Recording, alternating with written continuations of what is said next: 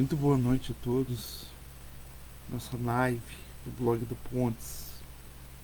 Queria deixar uma reflexão no dia de hoje, que está em 1 Samuel, capítulo 18, versículo 12 ao 16. Ele diz assim, Saul tinha medo de Davi, pois o Senhor o havia abandonado, e agora estava com Davi. Por fim, Saul o afastou de sua presença e o nomeou comandante de 1000 soldados. E Davi conduzia as tropas vitoriosamente nas batalhas. Davi continuou a ter êxito em tudo que fazia, pois o Senhor estava com ele. Quando Saul viu isso, teve ainda mais medo, mas todo Israel e todo Judá amavam Davi, porque ele conduzia as tropas vitoriosamente nas batalhas. Então o tema dessa reflexão ele é que não entende o mover de Deus sobre a sua vida, tem medo. Você vê ali que o rei Saul ele tinha unção, né? Ele foi o primeiro rei que Israel teve. Só que chegou certo momento ele parou de ouvir a voz de Deus. E toda a unção, todo o propósito, todo o direcionamento que Deus tinha sobre a vida de Saul acabou sendo repassado para Davi, que conforme a Bíblia acabou sendo um homem segundo o seu coração. A Bíblia diz ali no versículo 12: pois o Senhor, Saul tinha medo de Davi, pois o Senhor o havia abandonado e agora estava com Davi. Então o que acontece? Muitas vezes, até na nossa própria caminhada, muitas vezes quando nós nos afastamos de Deus, o nosso propósito, o nosso chamado, ele fica paralisado. E nós muitas vezes olhamos aqueles que estão fazendo, que estão continuando, e aquilo gera em nós uma inveja, gera em nós um repúdio, né? Porque muitas vezes nós gostaríamos de estar fazendo aquilo, mas muitas vezes por não estar na presença de Deus, acabamos deixando isso de lado. E ali, Davi, Saul mesmo tendo esse medo de Davi, acaba conduzindo, deixando Davi como general ali das tropas.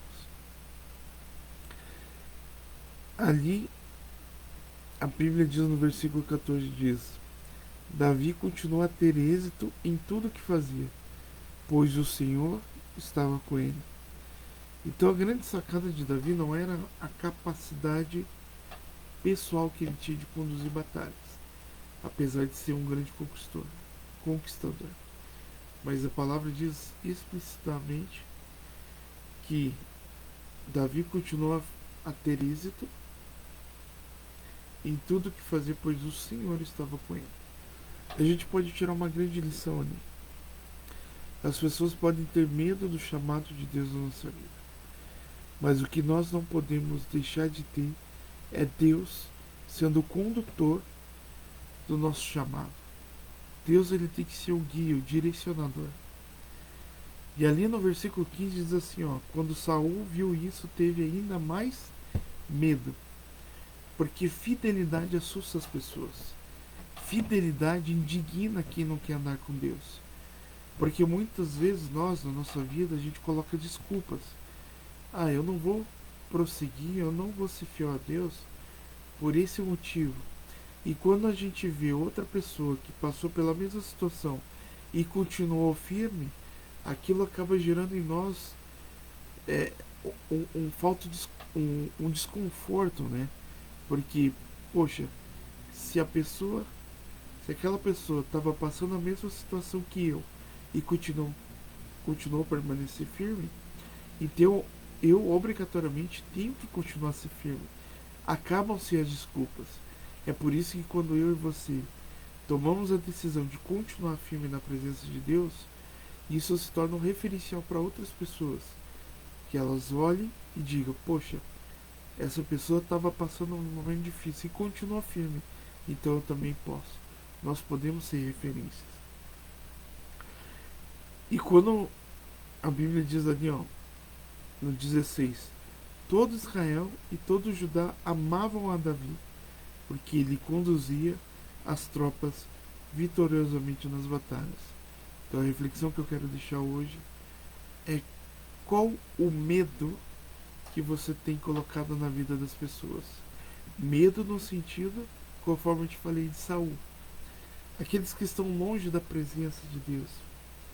Será que eles se indignam com a sua fidelidade? Será que eles não se conformam com a sua fidelidade? O, as atitudes de um fiel precisam incomodar a vida daquele que é infiel. Então, quando você está incomodando pessoas pela sua fidelidade, então você está no caminho certo.